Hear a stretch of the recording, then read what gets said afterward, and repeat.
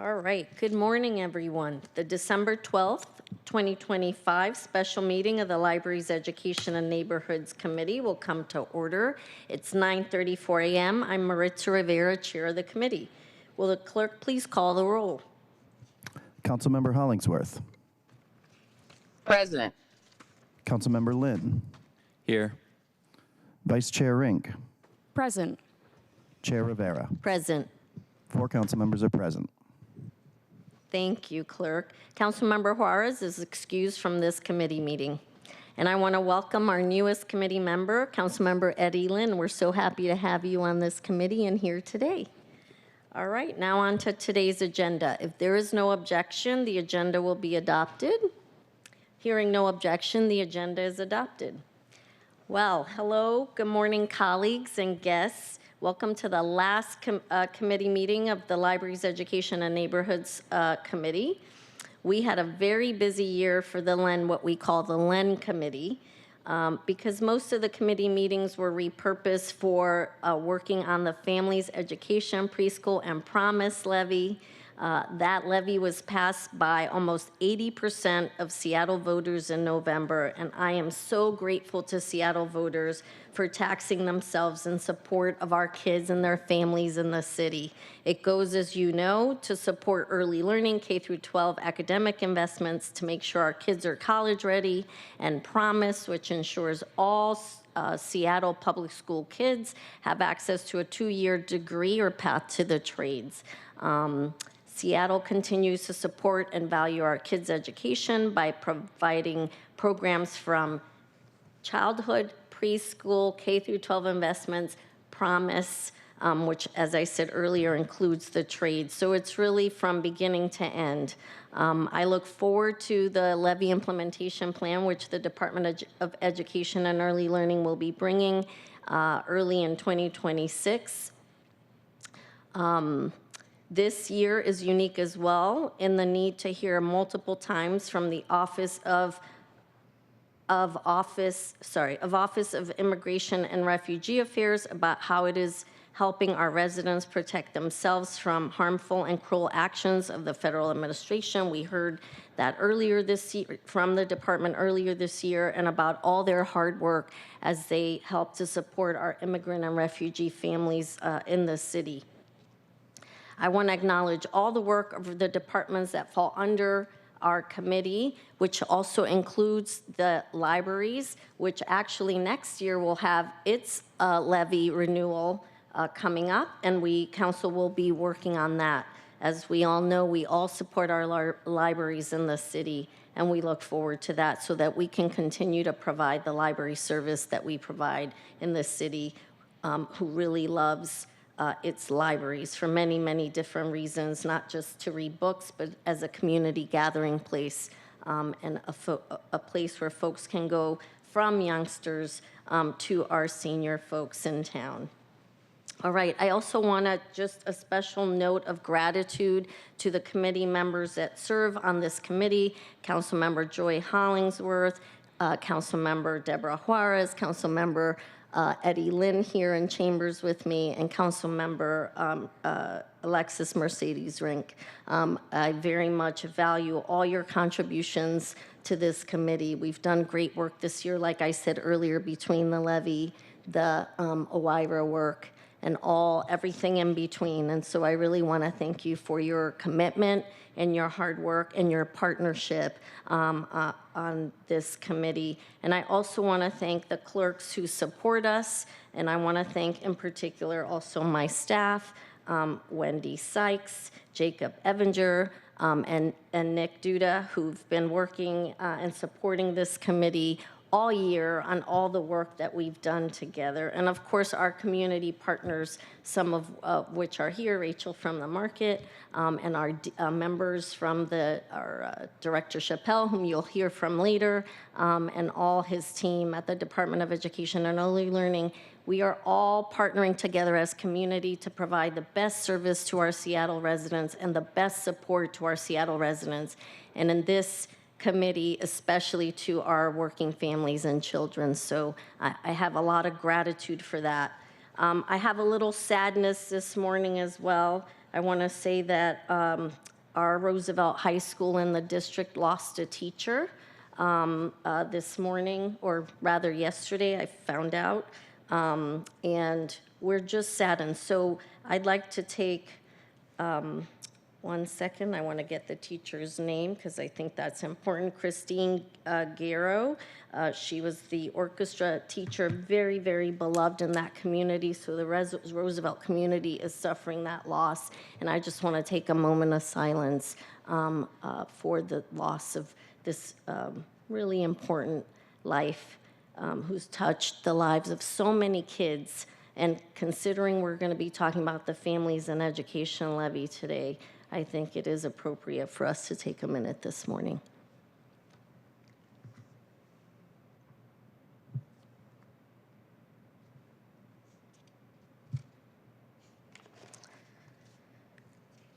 All right, colleagues, thank you for that, and guests. All right, today we have 23 items of business on today's agenda. We have several appointments to the boards and commissions, and I'm also pleased to present Dr. Director Dwane Chappelle for his second reappointment hearing, appointment as Director of the Department of Education and Early Learning. And we have 2 landmarks designation. As you can see, we have a full agenda, so let's get started. I also want to note that later in this meeting, I will ask if committee agrees to suspend the rules so we can send all these appointments and bills to full council next week on the 16th. All right, we will now open the hybrid public comment period. Public comment should relate to items on the agenda or within the purview of this committee. Clerk, how many speakers are signed up today? Currently, we have 2 in-person speakers and 2 remote speakers signed up. Thank you. Given that, we'll have speakers have 2 minutes each. Clerk, will you please read the public comment instructions and we can get to public comment. Thank you. The public comment period will be moderated in the following manner. The public comment period is up to 20 minutes. Each speaker will have 2 minutes. Speakers will be called in the order in which they're registered. We will start with the in-person speakers first and then remote speakers until the public comment period has ended. Speakers will hear a chime when 10 seconds are left of their time. The public comment period is now open. We will begin with the first speaker on the list. The first in-person speaker is Carolyn, followed by Heather.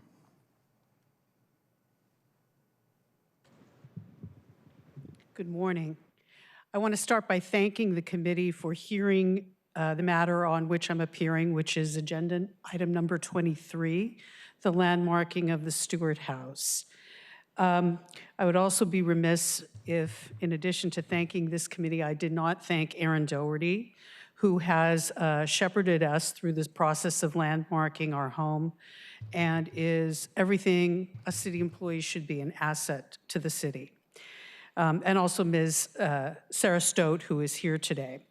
My husband, Breck Tosteven, and I own and live in the Stewart House.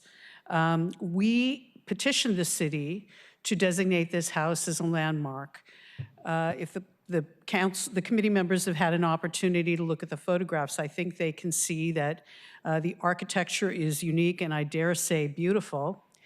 It is important not only as an example of Spanish colonial revival architecture in the city of Seattle, but it is the second house designed by Lionel Preece, who was a local noteworthy architect. The house was discussed and analyzed in this book I'm holding up. It is Lionel Preece, architect, artist, and educator, which was written by Professor Jeffrey Oxner of the University of Washington. And we're grateful for his help, too, in presenting this matter to the city. The reason why we chose to ask the city to landmark our home is because architecture is a part of art history, and art history is a part of our history. History is important because it shows us where we have been, perhaps where we are now, and hopefully where we're going. And if these things are not protected, they will be lost. So we're grateful for the ordinance to be considered. Thank you very much. Thank you. Thank you, Carolyn. Our next speaker is Heather Peel. Council members, I'm Heather Peel, President of Friends of the Market. Friends of the Market led the initiative that saved the market in 1971. The 1971 initiative created the role of the Pike Place Market Historical Commission. I'm here today to support the appointment of Ross Pinato. One of the things that Friends of the Market has been advocating for is for the return in abundance and profit too for farmers at Pike Place Market. And I coordinate a weekly advocacy committee for that. We are delighted that Ross Pinato was interested in taking on the role of a commissioner. The Pike Place Market Historical Commission has a really important role in preserving the character of the market. There is an entire web of organizations that is keeping the market the soul of Seattle as we know it. And it is the Market Commission's role exclusively to make decisions about changes in use and design and whether or not those affirm and continue the character of the market. I think you will be very proud, as I am, to have Ross there. He is, I mentioned, a farmer, and he has institutional memory, and especially with regard to questions of, for example, how the uses and design changes of Pike Place, the street, are to be decided. Someone with institutional memory is really needed right now. Thank you very much. Thank you. And we love the market here at the city, so thanks to the Friends of the Market for all the work you do.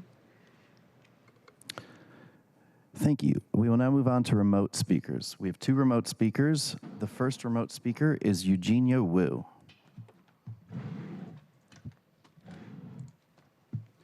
All right.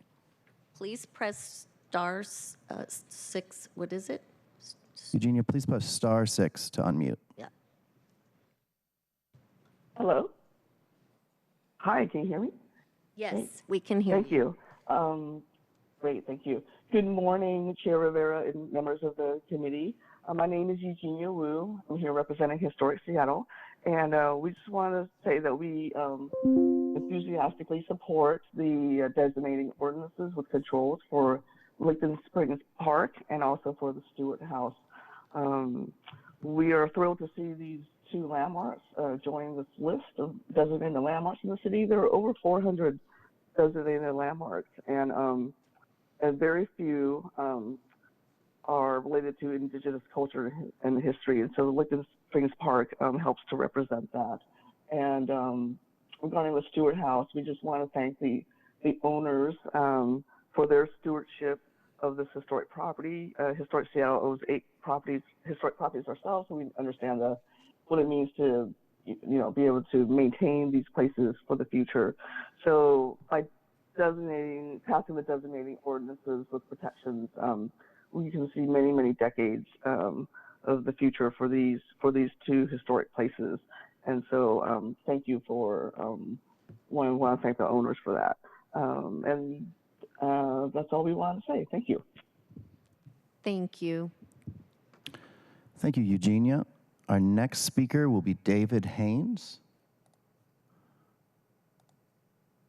David, please press star 6 to unmute.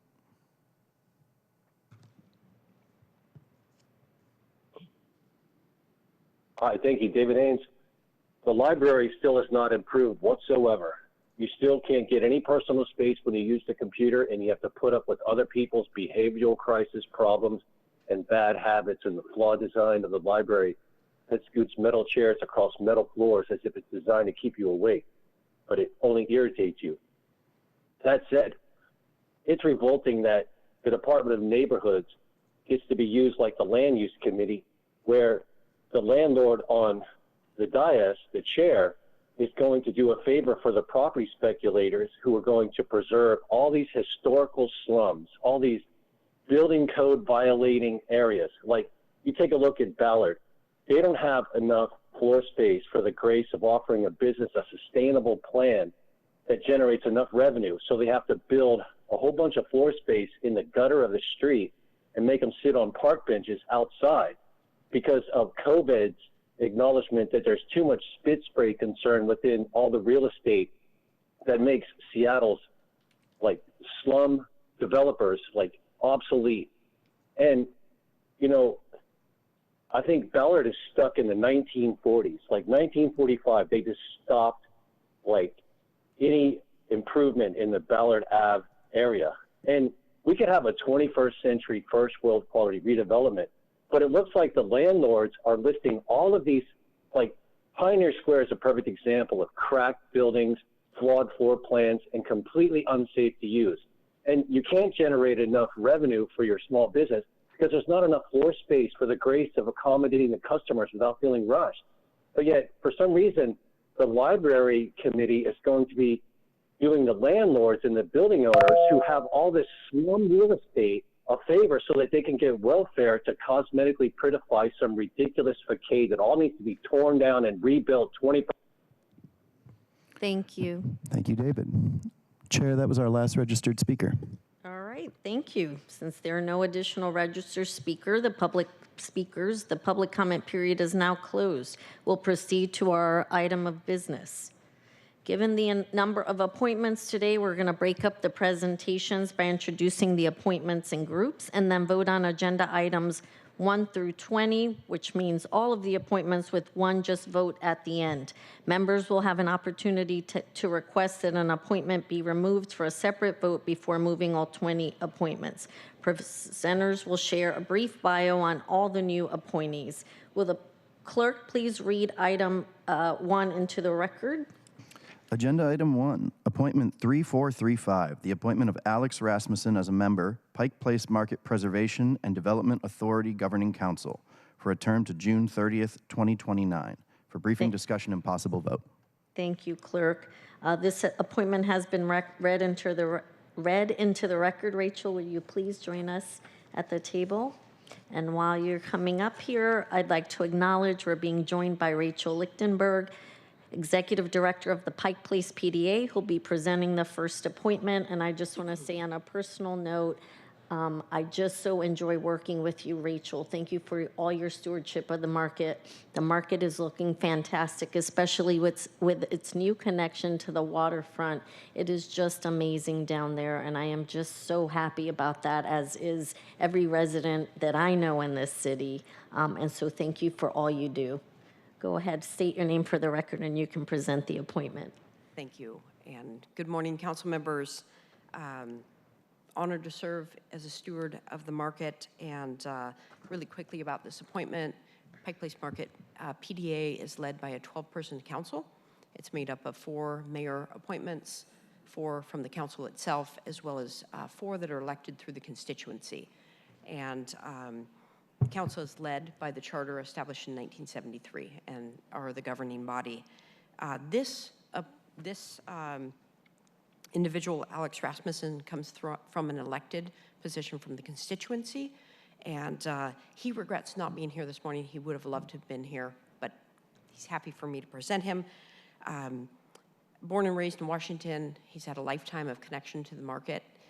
In his 20s, he began busking nearly 7 days a week at the market, and busking turned into serving as an agent and a salesperson in the market. And recently, he actually had his second book published through Chin Music Press, a printing press in the market. And so that latest book called Into the Void. In 2023, he was elected to the executive committee of the Pike Place Market constituency, and after becoming really interested in the governance of the market, he threw his hat in the ring to be considered for a PDA council role. And absolutely thrilled with his service to the market and in this role. So thank you. Thank you, Rachel. Colleagues, do you have any comments or questions on Alex's appointment? All right, seeing no questions, I'll just say that I am so appreciative, always appreciate folks. These are volunteer positions. Folks volunteer their time and commitment because they care very much, and I am so appreciative because it is very necessary. We get advice from these boards and commissions that is invaluable to me as I do my work, as I know it is to my colleagues as well. So I do not want to underscore the the appreciation for all the members that we're appointing today, and for, in this case, Alex. So thank you, Alex. Sorry you couldn't be with us, but we appreciate you and are so grateful for you nonetheless. And thank you. Thank you. All right. We'll now move on to the next agenda item. Clerk, will you please read agenda items 2 through 8 into the record? Agenda items 2 through 8. Appointments 3426 through 3429, 3432, 3434, and 3436. The appointments of Sean Bryan and Catherine Walker as members of the Pioneer Square Preservation Board for a term to March 1st, 2026. The appointments of Maya Spotted Bear and Katrina Plewinski as members, Pioneer Square Preservation Board for a term to March 1st, 2028. The appointment of Joe Krentz as a member, Ballard Avenue Landmark District Board for a term to June 30th, 2026. The appointment of Ross Pinato as member, Pike Place Market Historical Commission for a term to December 1st, 2028. And the appointment of Matthew D. Zinski as a member, Landmark Preservation Board for a term to August 14th, 2028. For briefing, discussion, and possible vote. Thank you, Clerk. These appointments have been read into the record. I see Aaron and Sarah have made their way to the table. Thank you. We're joined by Aaron Doherty and Sarah Sote from the Department of Neighborhoods, who will be presenting these appointments. And I also want to acknowledge we're joined by one of the appointees, Matthew Zinski, for the Landmarks Preservation Board. I want to recognize him and thank him for his willingness to serve. I'll say more later. Aaron and Sarah, please state your names for the record, and then you may present the appointments. Erin Doherty, Seattle Department of Neighborhoods. Sarah Sote, Seattle Department of Neighborhoods. And which would you like us to follow the order of the agenda? That's great. Okay. Thank you. Great, thank you. Okay, so we'll begin with the appointment of Roz Pinato. This is for the Pike Place Market Historical Commission. This is coordinated by our colleague Min Chao Lee, who is here with us in chambers. And this is the Friends of the Market position.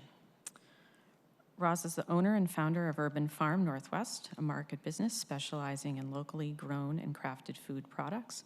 He is a second-generation market merchant and fifth-generation farmer.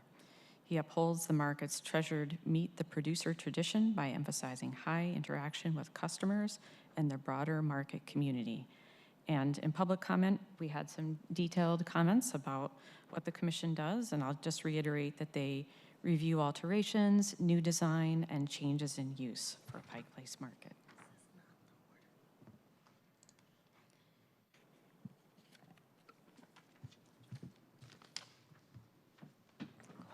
And then I have the next, and it's for Maya Spotted Bear for the Pioneer Square Preservation Board in the position of Human Services Member. So Maya Spotted Bear worked in the real estate office for the Chief Seattle Club, who has a major presence in Pioneer Square. Not just the operation of 3 buildings, but being active neighbors in the neighborhood.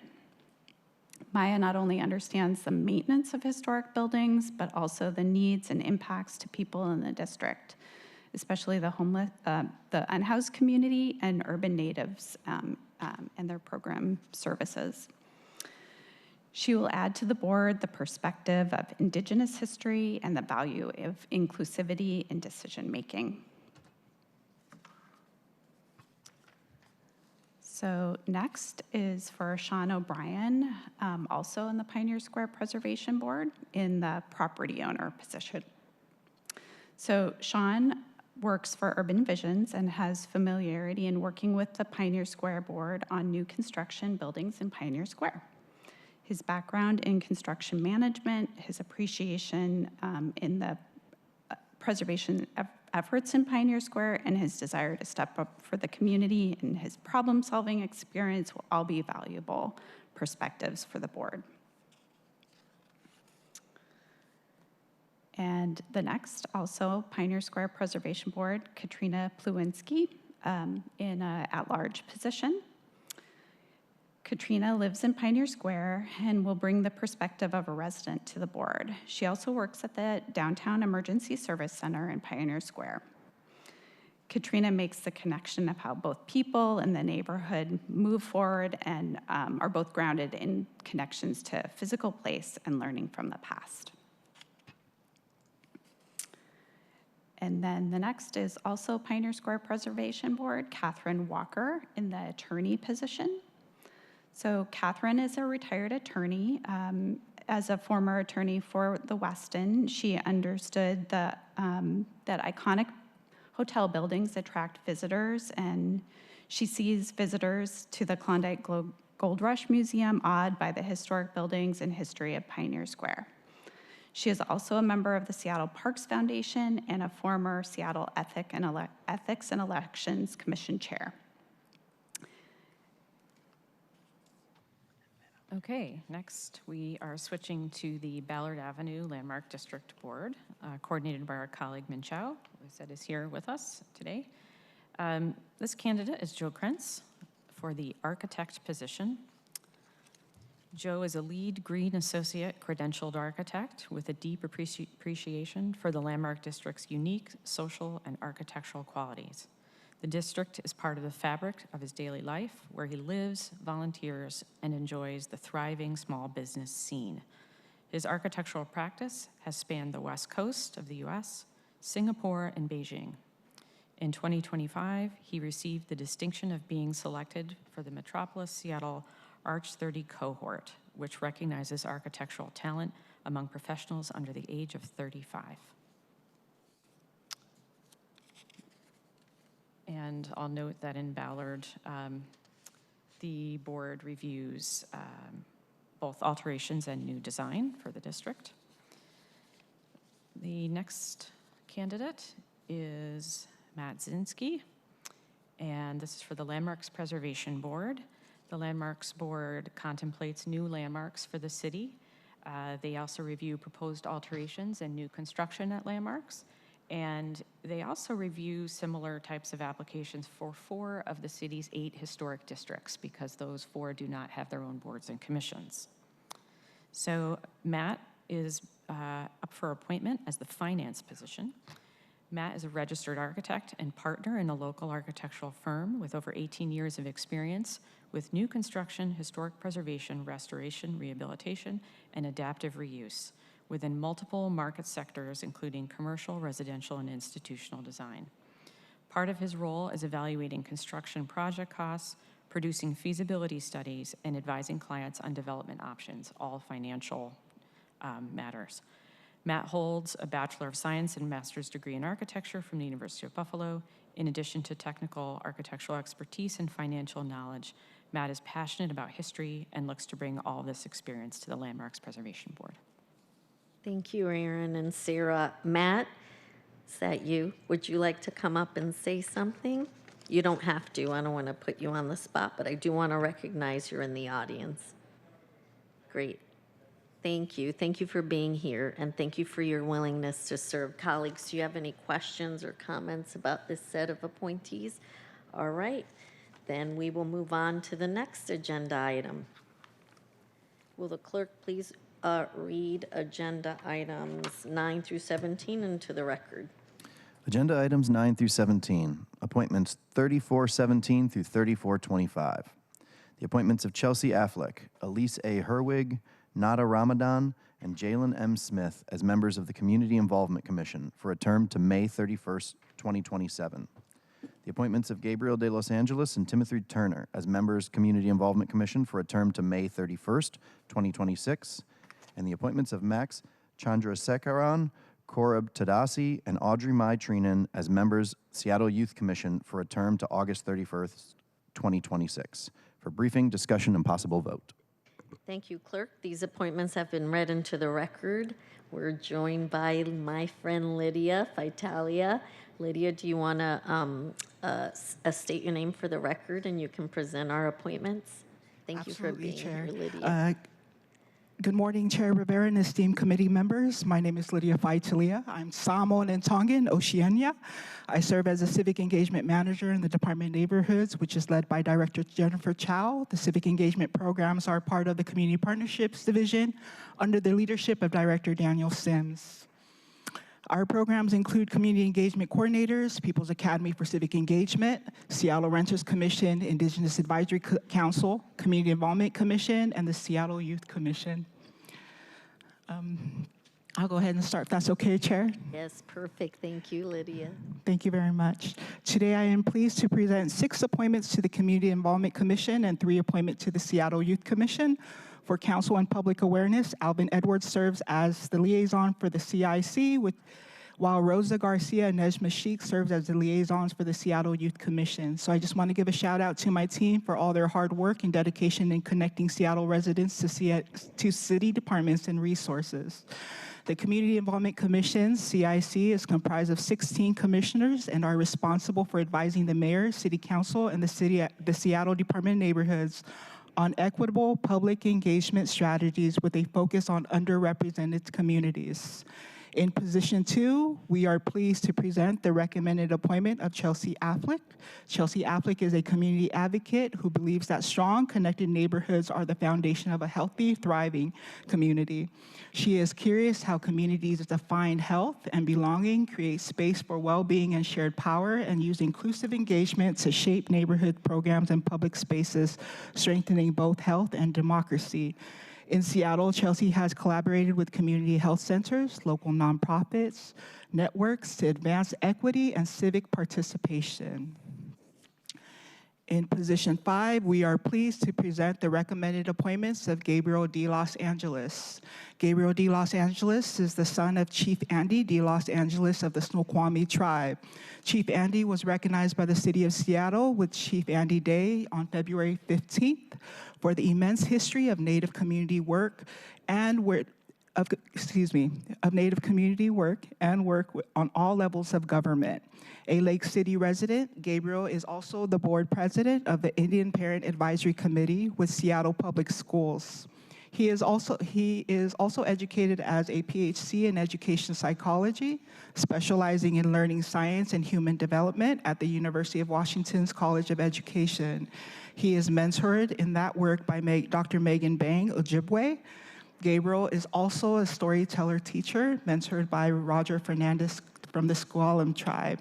You can find him in Seattle working on increasing Native American education for all, as well as telling traditional Native stories in classrooms and other places. In position 12, we are pleased to present the recommended appointment of Elise A. Herwig. Elise has lived in Seattle for the past 7 years and calls South Seattle home. She is passionate about the transformative power of community and believes that local communities are where people have the greatest power to engage and create change. She has a master's in social work from the Washington University in St. Louis and has a professional background in nonprofit and philanthropy. Her work was focused on stakeholder partnership, collaborative solution design, capacity building, evaluation, and continuous improvement. She has additional training in community engagement and collaboration through the Tamarack Institution, as well as knowledge gained from trial, error, and learning in practice. In position 8, we are pleased to present the recommended appointment of Nada Ramadan.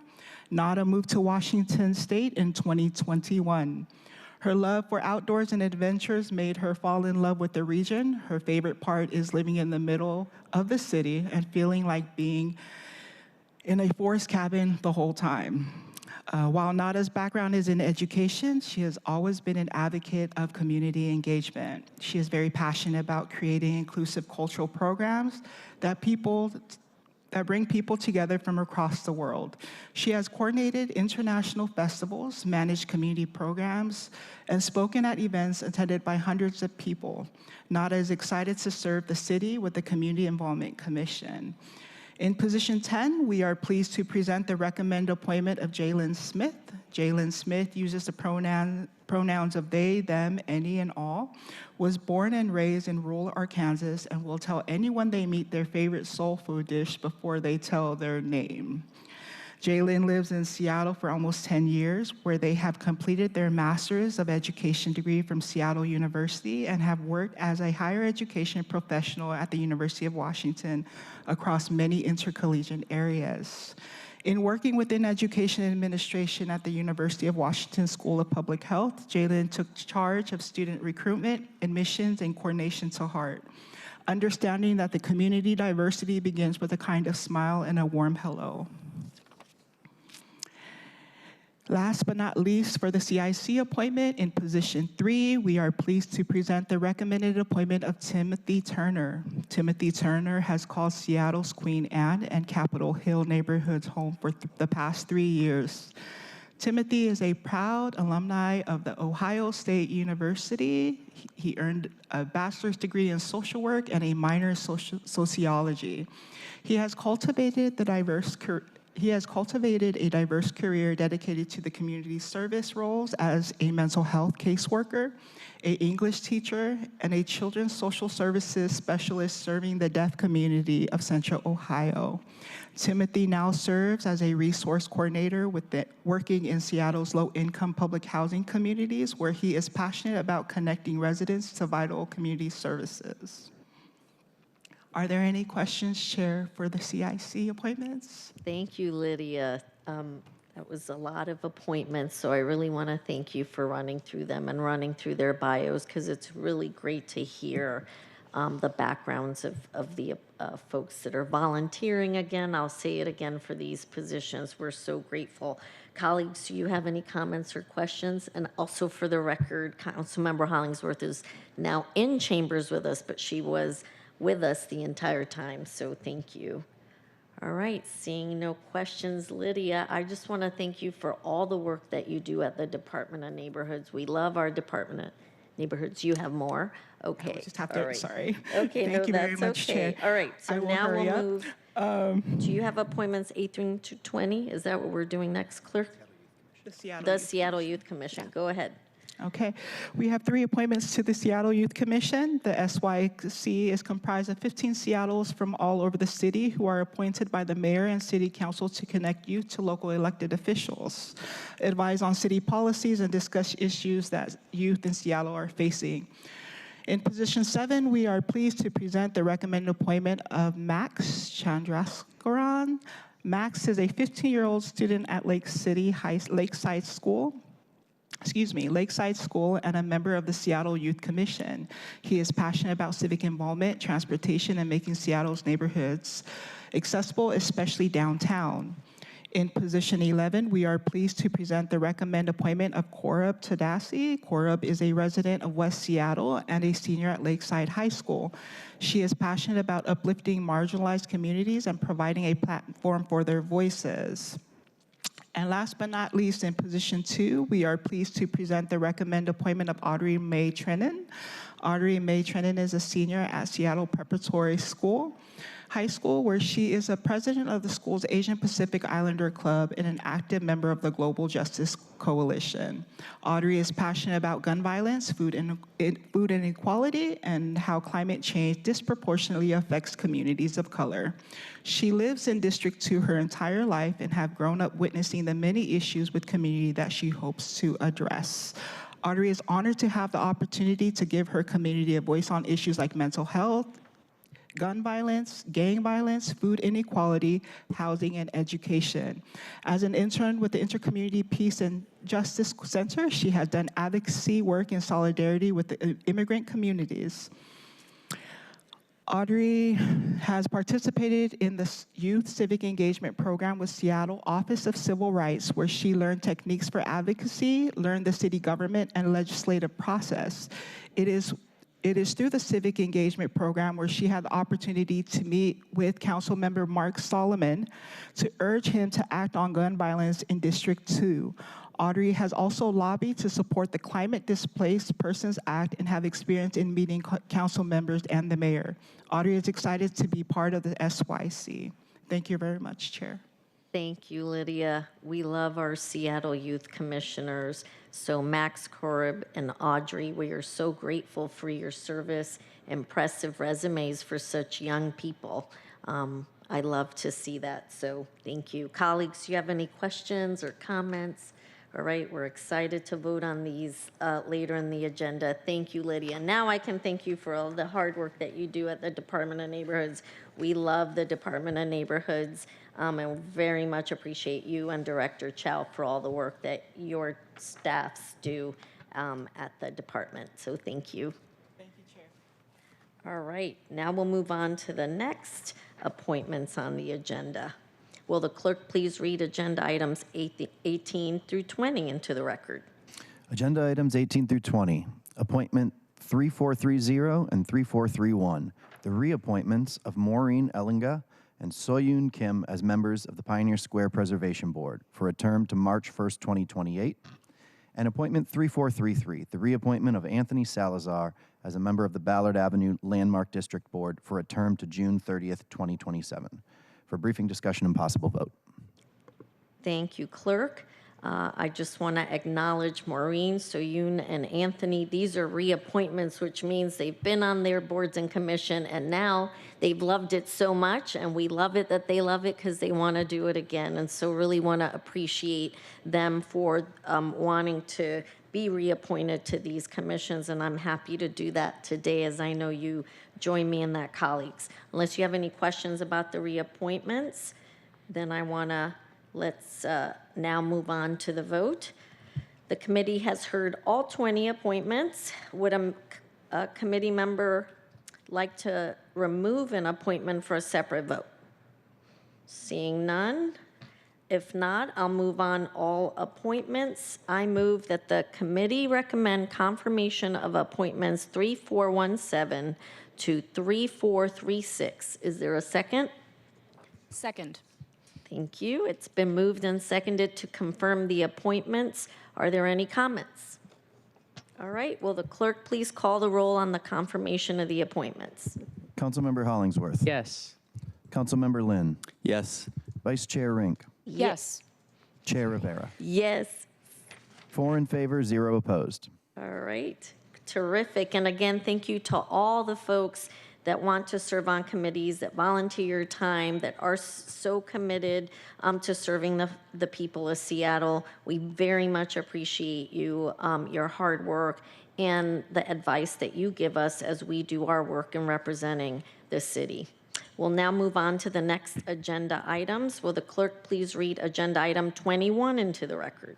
Agenda item 21, appointment 3294, the reappointment of Dwane Chappelle as Director of the Department of Education and Early Learning for a term to August 1st, 2029. For briefing, discussion, and possible vote.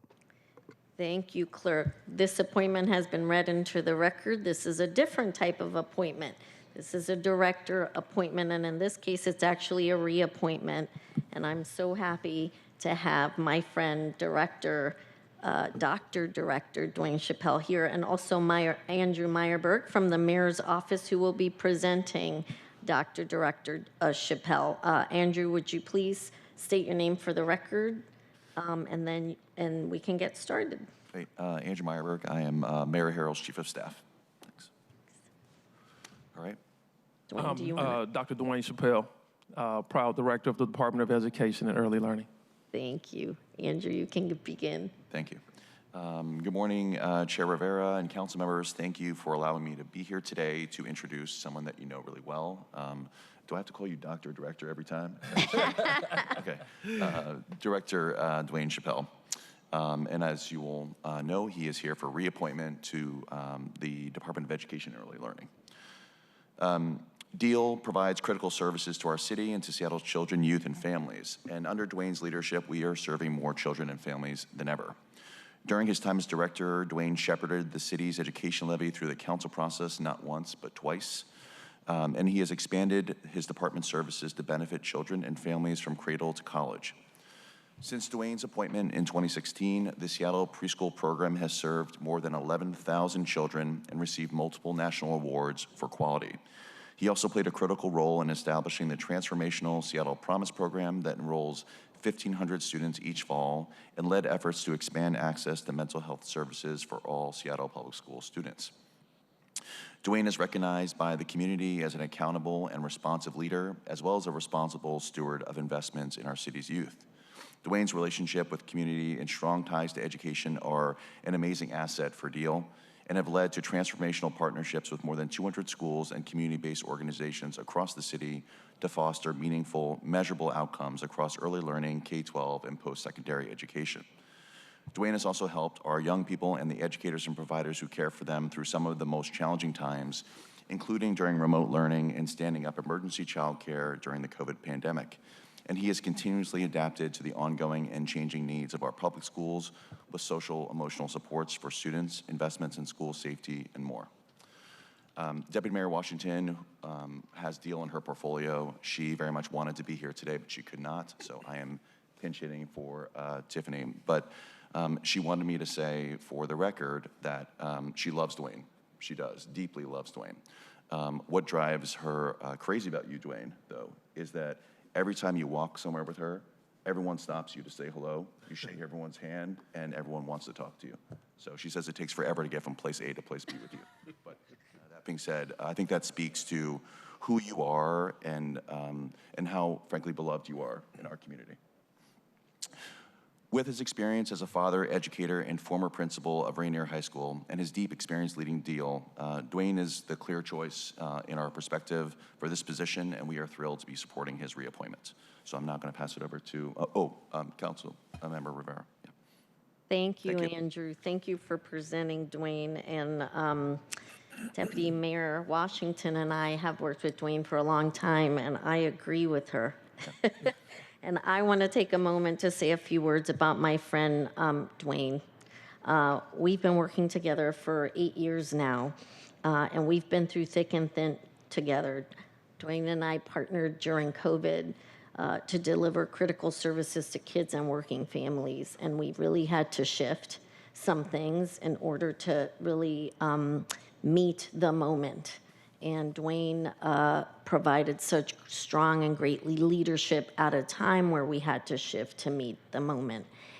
And it's hard for me to even say that because it sounds like just a fact, but the emotion during that time, I cannot underscore how important it was for the department to have Dwane there and under his leadership working with myself and Deputy Mayor Washington, who at the time was the deputy at Deal, working together to really meet that moment. And we did. And I feel very grateful for that time and for our work together to support our working families and our kids in this city during a global pandemic. Dwane and I share a commitment to children and working families in the city. He is always thinking about how to better support our kids and our students. He is really one of the biggest advocates for our students and our kids in this city. And I've never seen this man without a smile on his face and a positive attitude. That is why everyone loves Dwane Chappelle. And I joke that in my next life, I want to come back as Dwane Chappelle. It is really good. Actually, it is really great to be Dwane Chappelle. And I say that in jest, but also I am just so grateful to know him. He spent his career in the service of kids, not just at the Department of Education and Early Learning, where he has served under 3 mayors, but also as the principal of Rainier High School, where he really touched the lives of so many youngsters. And I was with Dwane last night at Denny Middle School during one of the FEP Levy community sessions. And it is really clear that everybody really does love Dwane. And it is because when you talk to Dwane, he is focusing on you, and he is listening, and he is being positive. The smile lets you know that he is encouraging you and that he is in that positive space with you. And I had the pleasure of meeting one of his kids who was every bit the charmer as Dwane is. So I'll say that it was really, really great to meet your daughter, and I just, Dwane, I think the world of you, as you know. And your work just, I think it really does speak for itself. Everybody knows Dwane across the city, and like I said earlier, it's because he takes the time to meet everyone, and especially the kids, and how the kids respond to him, you can tell they really appreciate and love talking to him because they know that he is such an advocate. So anyway, I could go on and on about my friend, but I will now let him speak about his work at the department and at the city, and then colleagues, I'll have an opportunity for you to answer questions. I will say also that we had requested questions. We had some questions come in, and Director Chappelle has responded. They're sitting at your desks. So he will briefly touch on some of them in his remarks, but this is really an opportunity to talk about Director Chappelle and his work at Deal as we're looking at his reappointment, and really want to focus on that. Take it away. All right, Dr. thank you, Director Council Chappelle. Member. And I, even before I get into my intro, I just want to just thank you for our fun 8 years. I didn't realize it was 8 years because when we're doing great work and we're passionate about what we do, that time goes by quick. And I've enjoyed all of our late night conversations, early morning conversations, which really has been about how are we going to help kids and families. So I've appreciated that, and I look forward to continuing to do that. But one other thing I do want to say again before I go into a little bit about my intro, it never surprises me just how passionate you are about every child and every family member in this city, and I just want to thank you for that. And I'm looking forward to, we just passed this levy, I'm looking forward to continuing to build this out in service of our family. So I appreciate you, your leadership, and most importantly, your friendship. So, and thank you, Andrew, for the wonderful introduction. That is funny what Deputy Mayor Washington mentioned. And it's also, just it's great to hear some of those things of how people think about the work that I've done. Before I jump in, I also want to say good morning to the other council members up here, Councilmember Hollingsworth, Councilmember Rink. Welcome, Councilmember Lynn. Congratulations, good to see you as well. And so I'll just start talking and just share that I am Dr. Dwane Chappelle, and I've had the privilege of serving in this amazing role as Director of Education and Early Learning since 2016. And I'm super honored to be here seeking confirmation to continue this critical work alongside the executive and council. I do come before you as someone that's deeply rooted in this community. At Rainier Beach High School, we achieved what Seattle Times called a stunning surge in graduation rate, and transforming a school once facing closure into one where young people walked across the stage into futures that was filled with possibility, which is the work that I'm continued to make sure that this community is, and that's also making sure that the community is safe, and that I have enriching environments for our young people. Over the past 9 years, Deal and the city, we've accomplished remarkable things together, as you just mentioned, Council Member. We've secured overwhelmingly voter support for the transformative $619 million FEP levy back in 2018, and which was my first levy as Deal's director. And we've also expanded access to our award-winning Seattle preschool program, which now serves more than 2,500 children annually. You kind of mentioned this a moment ago, Council Member. During COVID, we stepped up with emergency child care for our essential workers, right? And we did technology distribution to K-12 students, meal distribution and programs, and a mental health service expansion to our summer programs. And we're demonstrating our department's agility and unwavering commitment to equity. Deal also launched a brand new program under my leadership, as you lightly touched on, Council Member, which was the Seattle Promise, which now serves more than 1,400 high school graduates annually with free tuition, college, and comprehensive supports.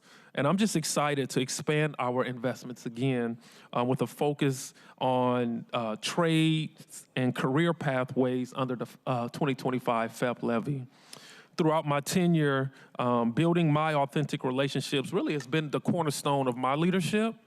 And I've personally visited hundreds of partner sites, from preschool classrooms to college lecture halls, because for me, these relationships shape every policy decision that we make. And there's nothing more powerful than witnessing a shy preschooler blossom into a confident kindergartner, or watching a promised scholar return as a college graduate ready to give back to their community. So let's talk about the Every Child Ready FEP 2025 levy, which was approved, as Councilmember mentioned, with 80% voter support, the highest in the levy's 35-year history. And this suite of investments will sustain and expand tremendous opportunities for our Seattle students and families. And our vision is powerful, but yet simple. Every child in Seattle will thrive, will prosper, and will pursue the future they choose, from preschool to K-12 to post-secondary and career pathways. We're building a citywide promise that no child's future will be determined by their zip code, their race, or their family's income.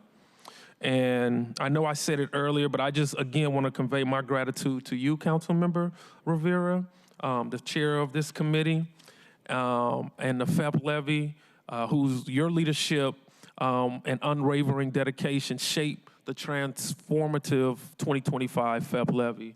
Councilmember Rink, Councilmember Hollingsworth, Councilmember Juarez, Kettle, Nelson, Saka-Strauss, and now I see you down there, Councilmember Lynn.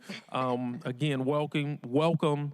But working with each of you and your dedicated staff really has been truly has been an honor, and I look forward to strengthening our shared partnership to ensure that working families have access to affordable childcare, students have the supports they need to succeed, and our community investment in education delivers results for every child.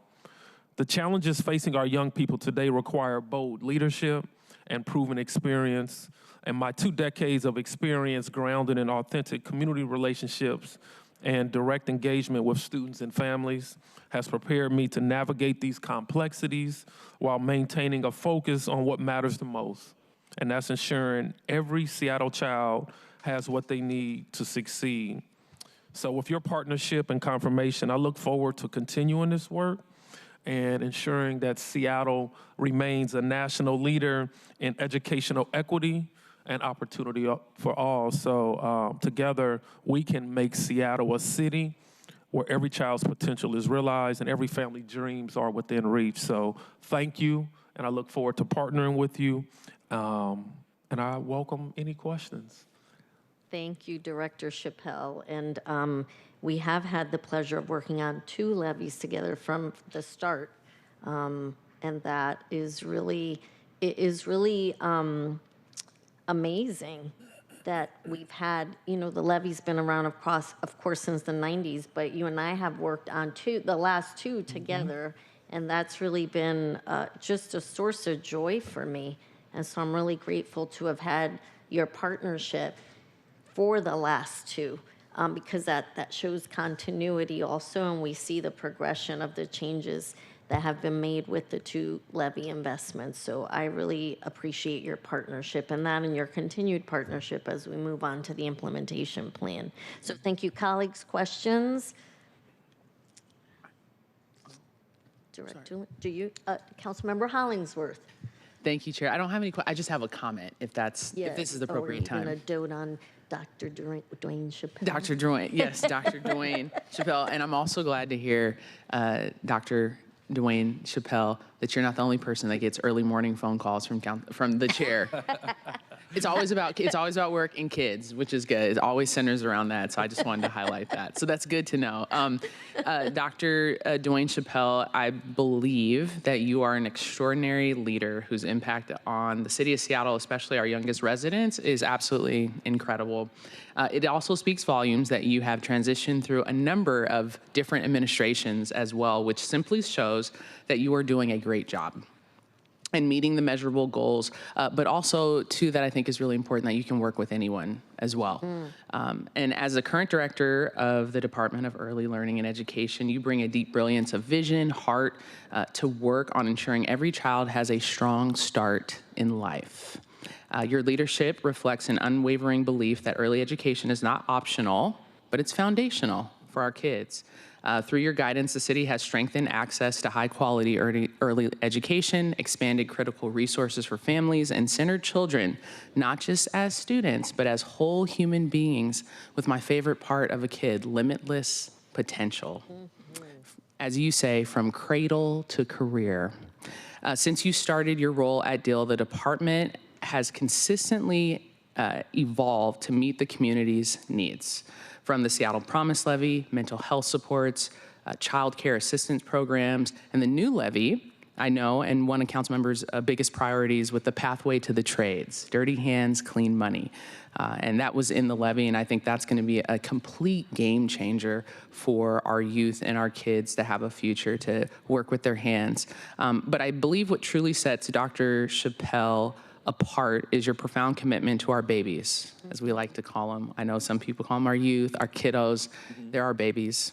And the ecosystem that supports them and their families and the educators and the communities. And I think you lead with care, accountability, purpose, and you're always grounded in policy and real outcomes for our kids. You have shown that when you have come to these committee meetings prepared and always with data and information and why you all made these decisions so we can understand the measurable outcomes, and really, really appreciate all of that information. I believe Seattle is very much stronger because of your leadership, and our children are better off because you show up every day with integrity, compassion, and dedication, and most importantly, your smile. And I am very happy and confident to support this appointment today. Thank you, Madam Chair. See, it's good to be Dwane. I'm just kidding. Thank you, Councilmember Hollingsworth. Thank you. Colleagues, any other comments? Councilmember Lynn. Thank you, Chair. Thank you, Dr. Chappelle, for coming here, for all your years of service, both in this role and as principal of Beach, crown jewel of South Seattle. I just want to make a few comments. You know, there's nothing more important than our kiddos, our families, to the future of our community, our city. And, you know, I think the resounding vote speaks to your leadership and the importance of this issue for our city, and particularly for District 2, which I think probably receives more investments from the FEP levy than any other district. I do just want to highlight a few things that I think are particularly important that I was thankful to see in the FEP levy. And so I just want to thank you for your leadership, Chair, for your leadership in making sure that these investments were in there.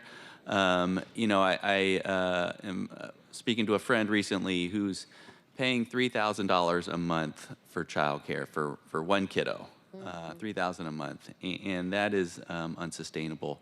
And we see the heavy burden that our families are, and you know we are one of the cities with the fewest children just per capita because it is so expensive to live here. And so thankful for that investment also, but particularly thankful for the investment in the employees' wages for childcare workers, because there's just no way around. We have to pay the workers that do this work. You can't AI your way out of, you know, making it cheaper. Little kids need adults and guidance, and so that comes with an expense, and we just have to invest. So I was really appreciative to see the wages as part of that investment. Also excited to see for the first time the public safety investment. We unfortunately have seen too many tragedies, as we are all well aware. And so excited to see the future of those investments, to see the plan for how those will be spent. Again, we have a lot of great community nonprofits doing community violence intervention work, doing mentorship with our youth, and very excited to see how those dollars are going to be spent. Similarly with the apprenticeship, critical investment. So excited to see that work with our trades. I was speaking with the electricians, IBW 77, who were working with Rainier Beach High School students, graduates, and really want to see. We had a meeting the other day with City Light, talking about the need to potentially spend $2 billion on undergrounding cable in the next 10 years. Huge, public works projects, and we should be lining up that work with our trades and our youth, because those are good-paying jobs, and why not invest in multiple ways in our community if we're going to be doing this work? So excited about that. One thing I do want to highlight is the importance of our school-based investments. I've spoken with principals, and I know there's discussions about how to, spend that money. Just want to say how important it is, family support workers, interventionists, and that they're integrated into the system. I know we need to be careful about when we're paying for SPS staff, not to supplant the role of the state, but I do believe those are critical investments, and I've heard from principals how important it is to have those people on staff where they're part of the same systems, the same supervision, and I just want to highlight the importance of that. And finally, I just want to highlight the importance of, and I'm excited to attend some of the upcoming community meetings, making sure that we are engaging with the students and families and educators who are doing this work every day. I know that you work very closely with Seattle Public Schools leadership, but want to make sure that we're engaging the community who just voted to approve this, to make sure that their voices are heard. And so would love to, if you could speak a little bit about your public engagement and how folks can get involved and make sure that they have a say in how these critical dollars are spent. Yeah. Were you going to say something? No, I was going to say thank you, Councilmember Lynn and Director Chappelle. Yeah, thank you, Councilmember Lynn. So for me, listening to our parents and community is really critical to DEAL's work. And while we're doing increased engagement, like whether it's through surveys or events like last night, to inform the design of the FEP 2025 levy, we're always listening and engaging with our partners and community. I can tell you since 2018, we've actually conducted 26 investment evaluations. We've done 53 surveys, and that's with over more than 10,000 respondents, about 88 focus groups and interviews with more than 2,000 site visits. And I'll tell you that these learnings inform the 2025 levy proposal and are the basis for our implementation plan and engagement. As Councilmember just mentioned, we had an event last night, and this month we're actually hosting 4 community conversations to engage community members following this passage of the levy. Last night really was our 3rd event. That was at Denny Middle School. It was fantastic in West Seattle. And it was great to hear directly from youth. So not only youth, but youth parents and other leaders that were in the event. And we're currently developing a 2nd round of engagement from January to February of next year. And it will include some virtual, some cultural affinity and language-based conversations, as well as in-person and virtual conversations focused like on youth and parent priorities. But at the end, all of the events are family-friendly. We provide a healthy meal and offer interpretation services. So, and I'm looking forward to it. Thank you. Anything else, Councilmember Lynn? No. Okay. I will say that, Dwane, what you didn't mention too is you all will be doing the, in order to do some of the sessions to community with language access needs, and given the state of affairs at the federal level, you'll be doing online sessions in language in order to make sure that we are reaching our immigrant communities as well across the city, which I very much appreciate. And I also appreciate your partnership with OIRA during this time to make sure that our families in Seattle, our immigrant families and their kids are supported. So I want to flag that and highlight and uplift that as well. So thank you. Colleagues, any other, Councilmember Rink, I see your hand. Go ahead. Thank you, Chair Rivera, and thank you for bringing up that last point also on our immigrant and refugee families here in the city. That's certainly in line with where my head is at right now in this moment. And Director Chappelle, thank you for your nearly decade of service to our city as director of DEAL. The work of DEAL has changed under your leadership, and we've seen expanded investments in crucial areas. And colleagues, I know I've talked about this in committee and out in community, but the kinds of investments that DEAL is making into our kiddos and young people are the kind of investments that shaped my upbringing and really changed the trajectory of my life. And I'm a firm believer that when we invest in working families and young people, regardless of their beginnings, we can change generations. And that's exactly the work that DEAL is doing and Seattle voters keep saying yes to doing. And I'd be remiss if I didn't bring up in this moment, again, as Chair Rivera mentioned, just the state of federal affairs. We're in a moment of divestment on the federal front. And while we're doing things right here in Seattle voters saying, yes, we need to invest in young people, there's this broader context that we're in where we're seeing the federal government step away from, more than step away, actively harming working families and our young people through their actions.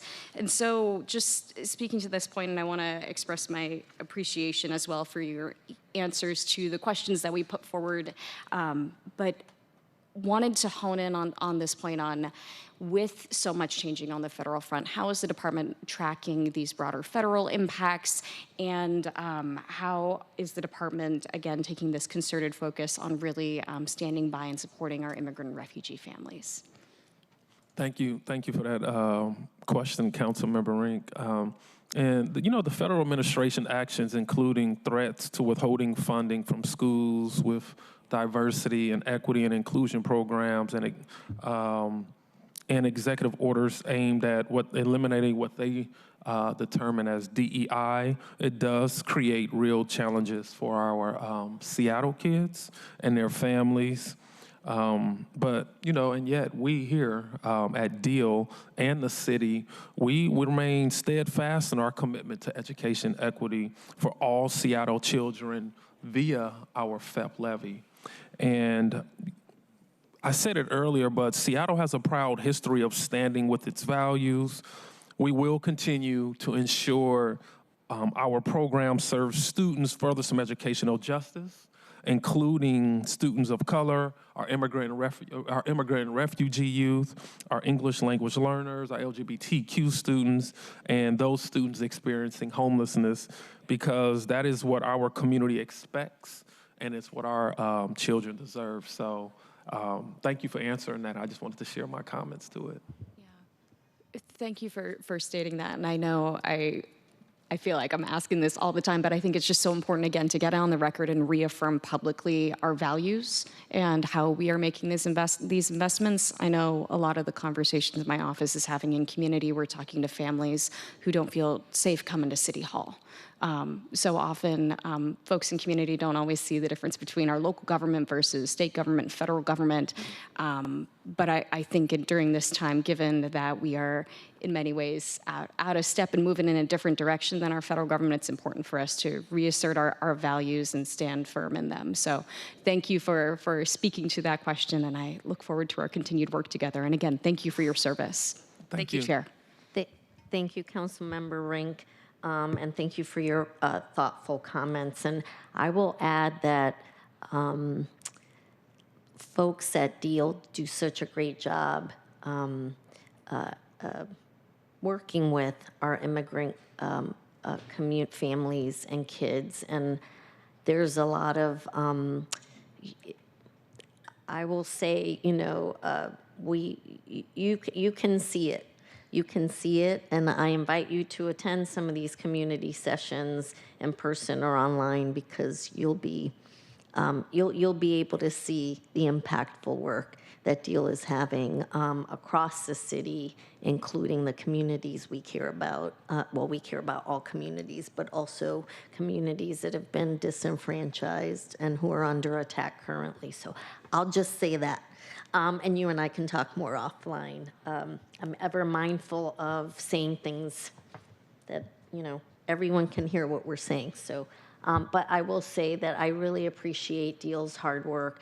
I want to also acknowledge that there's some Deal members in the audience who've also been at the department for quite some time, and that also speaks to Dr. Chappelle's leadership. That there's continuity in his staff. People like working with Dr. Chappelle, and it's evident. And so I just want to acknowledge Marissa Roussel, who's in the audience, Ismail Fajardo, and Gemini Davis. I really appreciate working with all of them over the years.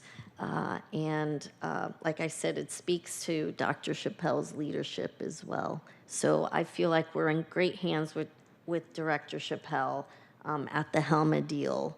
And I look forward to partnering with him and all of you on this next iteration of the levy. And Councilmember Rink, I appreciate your comments.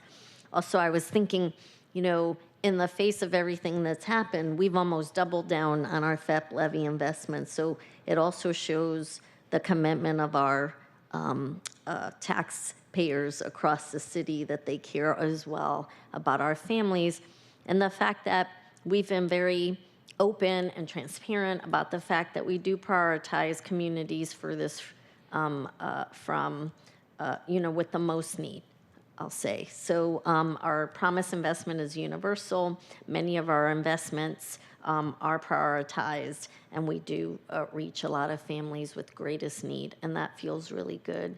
And when you interface with families and you see the impact that it has, I've gotten out to talk to families. I've attended every one of these community sessions and will continue to do so. Of course, I know that we all interface with families and kids across the city as we do our work, and it is so important to speak to the families and the kids, more importantly, who are impacted by these investments, because kids don't need grown-ups talking about them.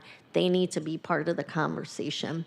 And so that is very much a priority piece for Dr. Chappelle and his team. So I really appreciate that. We need to hear from the kids themselves what they need, because grown-ups always think we know what our kids need, and also we need to listen. And it is a partnership between the kids and the grown-ups and the educators and then the city folks. So Dr. Chappelle does such a great job facilitating between all of those groups to come to a place where we're having the best outcomes for our kids. And I just feel so lucky that we live in a city where we super support our kids and our working families. So that is a source of pride. So I know there's a lot happening across the country and at the federal level, but I feel really great to be in Seattle. I feel really lucky, and I feel like we are all aligned in our values. And in that way, I'm going to say again what Mayor Harrell always says, the one Seattle. I want to give him credit for that term, but it is a really great one, because we are one Seattle and we are working together to really help our kids across the city. So anyway, if there are no other questions, I'm going to say thank you. You have some just want to close out by really... closing comments. Say it again. Closing comments. Yes, my closing comments. And you took a little bit of it earlier. Also want to always thank, I do have the best staff in the city, and I'll argue any director or city leader. Dr. Fajardo, Marissa, Gemini, and my whole executive team. I want to thank you all for everything that you all have done over these past years. I know it's been fun, but the real reason that I believe that folks stay committed in deals because they love the work, they love the impact, and at the end of the day, I've never worked with more passionate individuals who care about making a difference in young people's lives. So thank y'all. Thank you, Gemini, and everyone in the department, from our coaches that are in the classrooms, to our educational specialists, to our folks on the grants and contract team. There's not a single person in our department who doesn't care about impacting kids. So I want to thank you all for what you do, showing up every day. Also, want to thank my mentor who's here in the crowd, Dr. German. You know, he's been someone that's been standing by my side since day one, and I appreciate him and his leadership. And my parents, you know, sometimes I sit back and reflect because my mother and dad have been instrumental in my lives, and I really just thank them for showing me what servant leadership was or is, and I feel like I'm taking it after them. And last but not least, my wife and kids. I just want to thank them for putting up with me, but most importantly, for being there, because they know when you love and do something, when you love what you do, it doesn't feel like work. It doesn't seem like it's a lot or any stress. But at the end of the day, it does take time out of their lives, and I just appreciate them for acknowledging and giving and being there with me as we continue to do this. So just wanted to just say that as my closing remarks. And I do believe that this FEP levy, we are going to continue to be a game changer, a trendsetter, to show every other major city in the states how do you take care of kids and make sure that they can thrive. So just want to close with that, and thank you all again for believing in me. Thank you, Dr. Director Dwane Chappelle. I want to thank Andrew Meyerberg from the Mayor's Office for coming to present your reappointment. And I also want to acknowledge Deputy Mayor Tiffany Washington, who, as I said earlier, was also at Deal as deputy for a time, and her commitment to Seattle's kids and their families is unwavering. And so I want to thank her and recognize her as well. Okay, colleagues, we've come to the moment where we get to vote on this reappointment. I move that the committee recommend confirmation of appointment 3294, the reappointment of Director Chappelle. Is there a second? Second. Thank you, Councilmember Rink, for the second. Councilmember Hollingsworth, I saw you trying to get in there as well. I know we all are super excited, and that makes me so grateful that we're all unified in our support of Director Chappelle. Will the clerk please call the roll on the confirmation of appointment 3294? Councilmember Hollingsworth. Yes. Councilmember Lynn. Yes. Vice Chair Rink. Yes. Chair Rivera. Aye. 4 in favor, 0 opposed.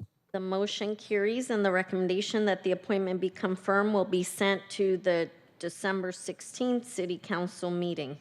Thank you, Director Chappelle, for being here. Thank you, Andrew Meyerberg. Thank you, Deal staff. Congratulations at this stage, Dr. Chappelle, and we'll see you Tuesday. All right, we will move on to our final agenda items. I'm going to get you out of here on time, colleagues. Will the clerk please read agenda items 22 and 23 into the record? Agenda items 22 and 23. Council Bill 121140, an ordinance relating to historic preservation, imposing controls upon Licton Springs Park, a landmark designated by the Landmarks Preservation Board. And Council Bill 121139, an ordinance related to historic preservation, imposing controls upon the Stewart House, a landmark designated by the Landmarks Preservation Board. Both items for briefing, discussion, and possible vote.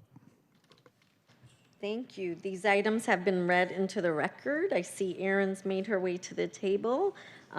Please restate your name for the record and present the landmarks we will be voting on today. Oh.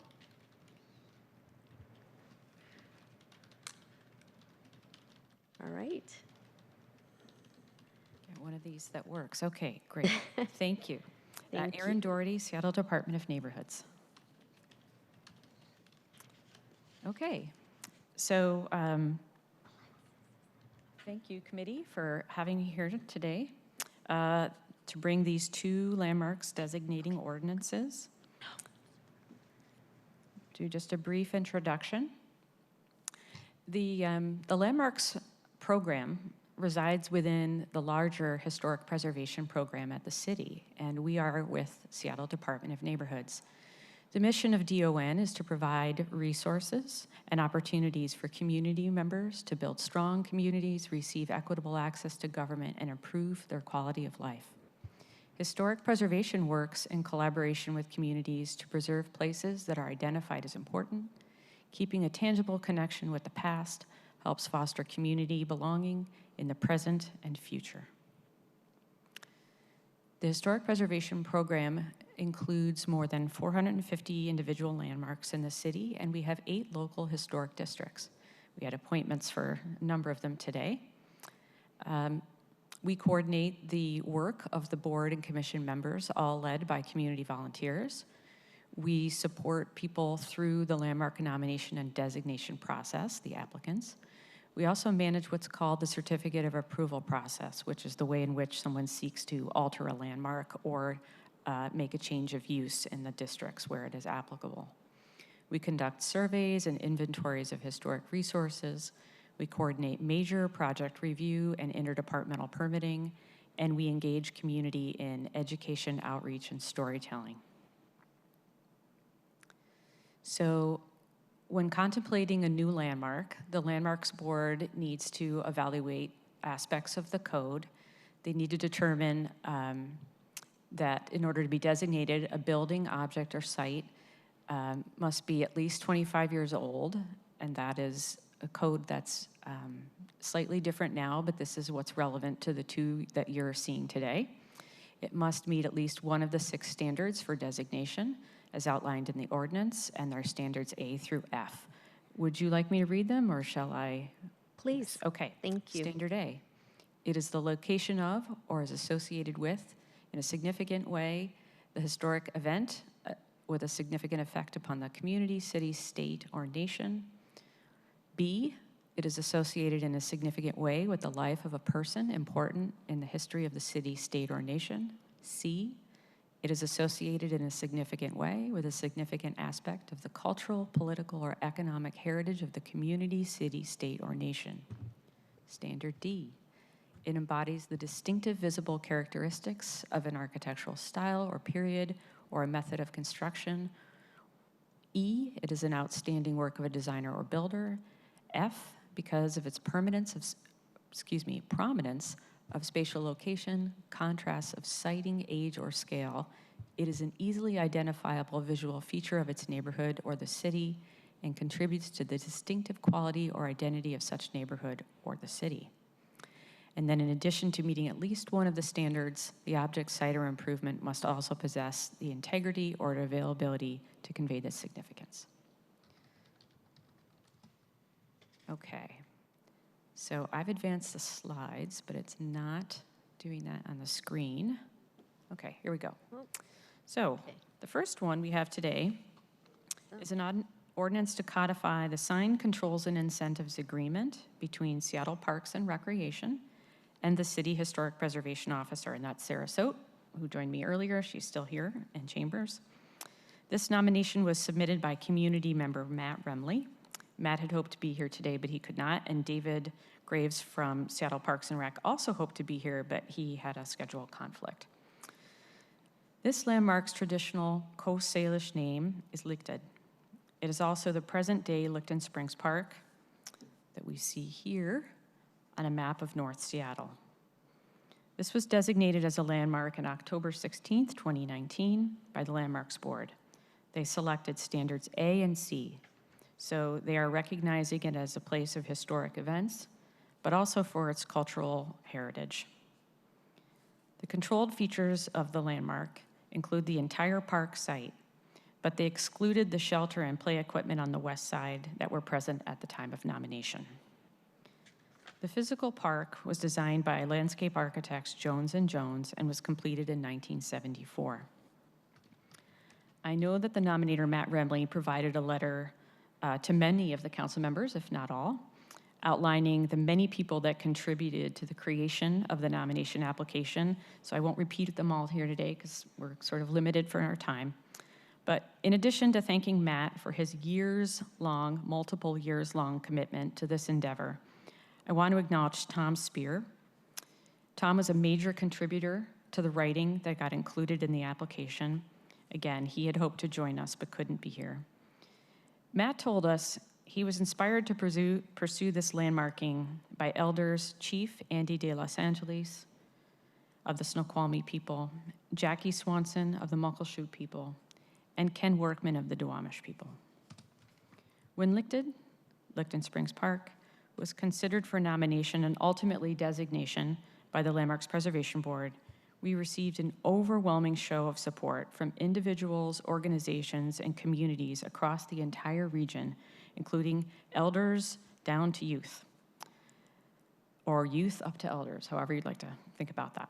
The cultural importance of this place was identified by all as undeniably significant and sacred, noting that countless generations of Coast Salish people gathered at Licton Springs for celebration, ceremony, spiritual renewal, and healing. The iron oxide-laden mineral springs and the red ochre-colored mud, for which this place is named, Licton, are both fundamental to the past and living history of this place.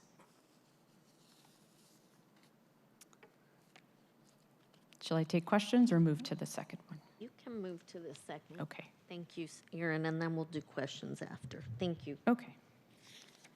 So the second one, this ordinance is to codify the controls and incentives agreement signed by the property owner and the City Historic Preservation Officer.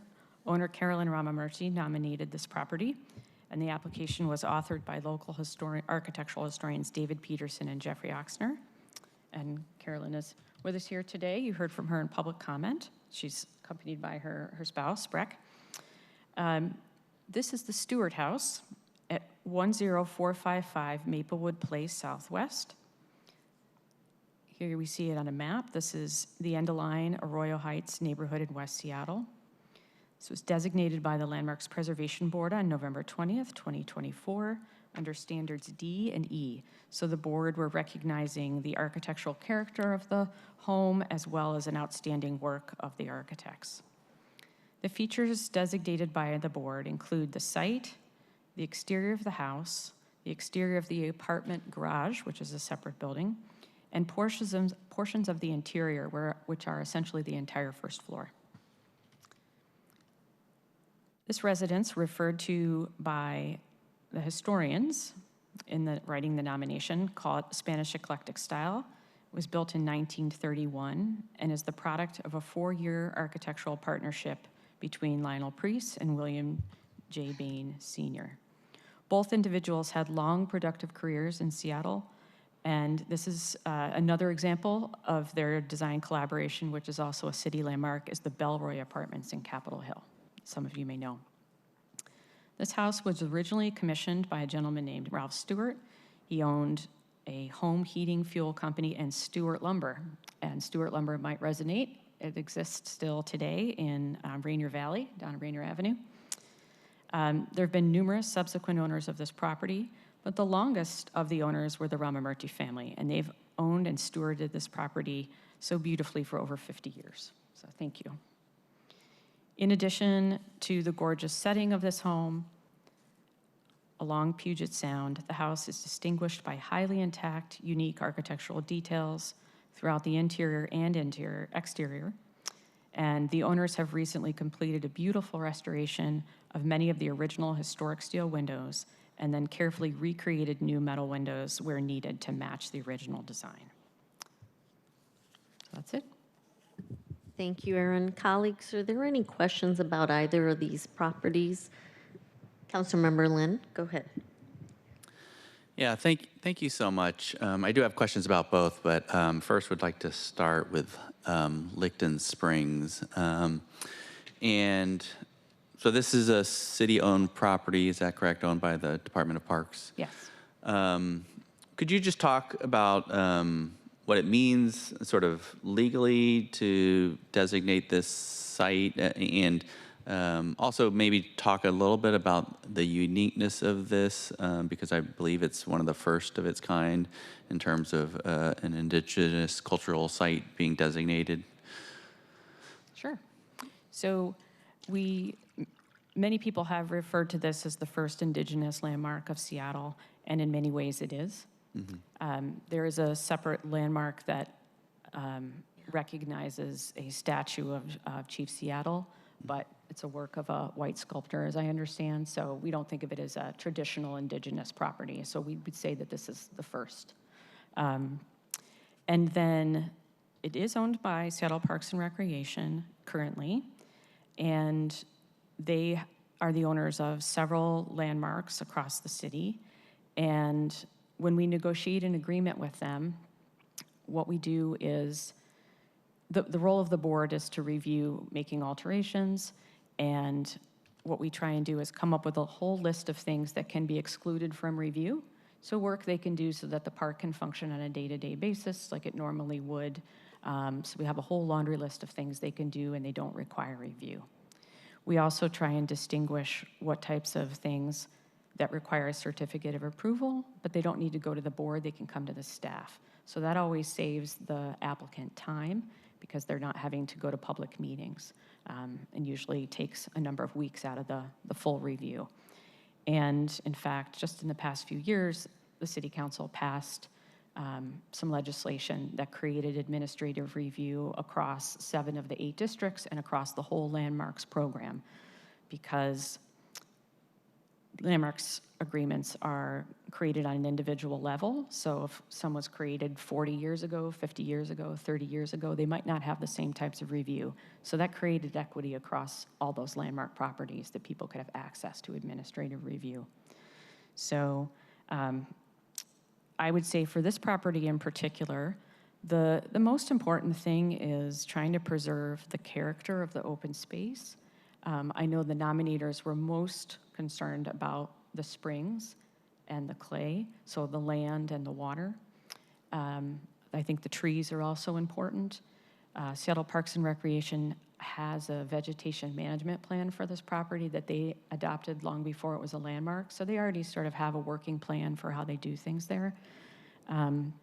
So to date, the only things that we've reviewed were on the north side of the property. A few years back, they installed a large boulder that has identifying and interpretive signage for Licton, and they did an application for that. And then recently, the comfort station on the west side that had burned to the ground, and so we negotiated as part of the agreement the ability to replace that and do it through an administrative review.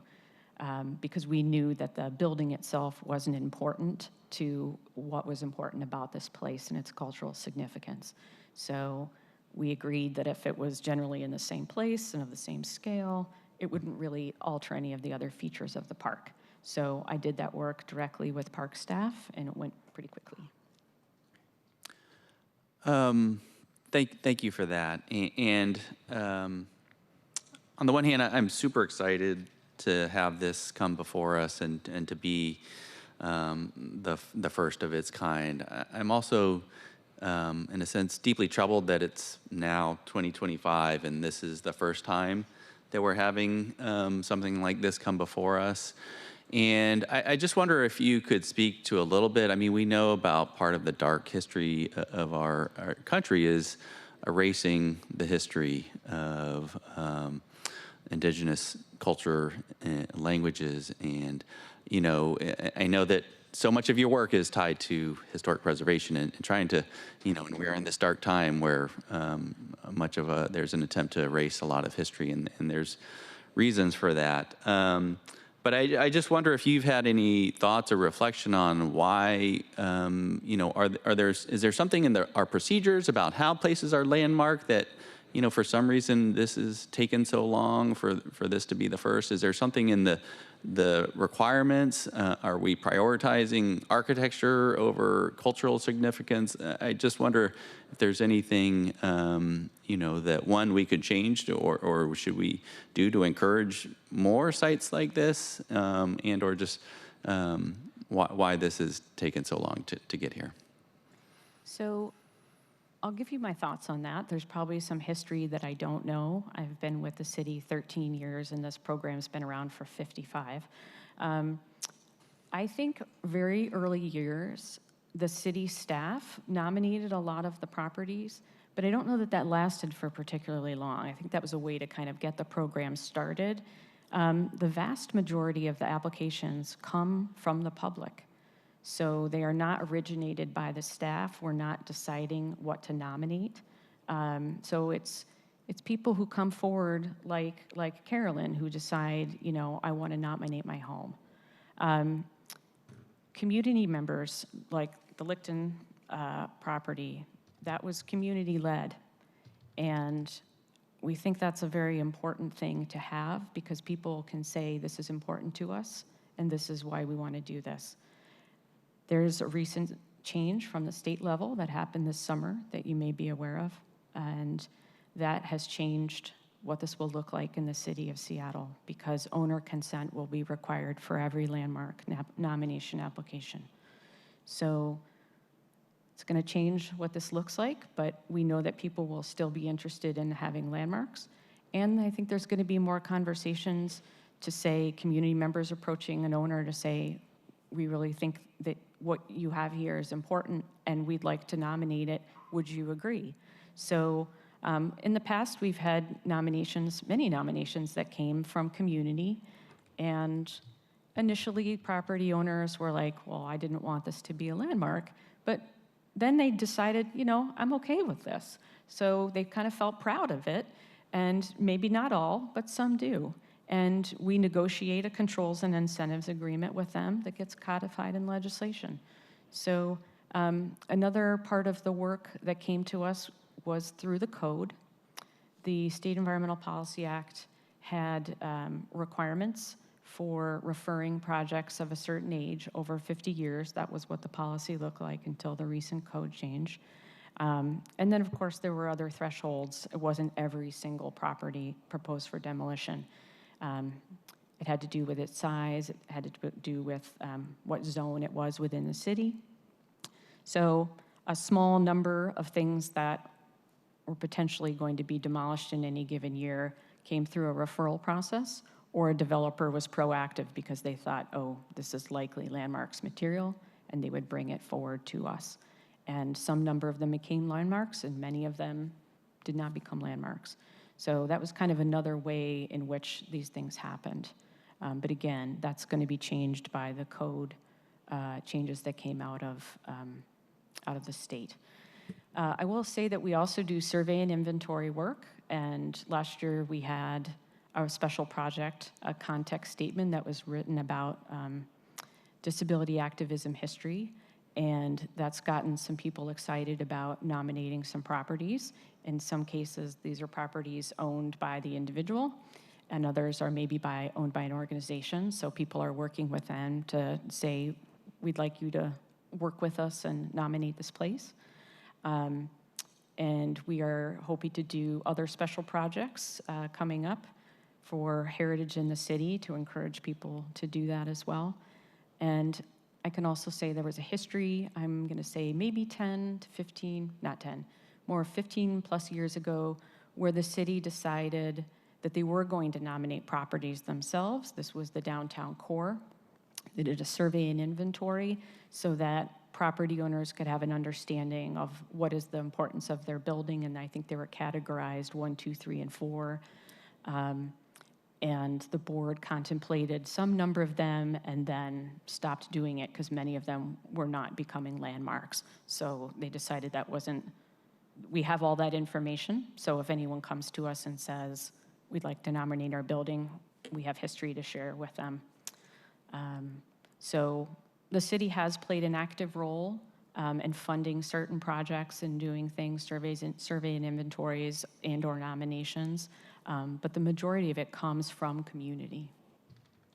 Sorry, that's a long answer, but it's kind of a big question. I appreciate that, and I guess just either follow-up question or comment. I guess I just wonder how much the tribes or any of our, other Native American communities, organizations are look to the landmark designation as something to participate in, and if not, if there's an opportunity there to lean in. Again, just recognizing that this is, so many years later, the first of its kind. Sure.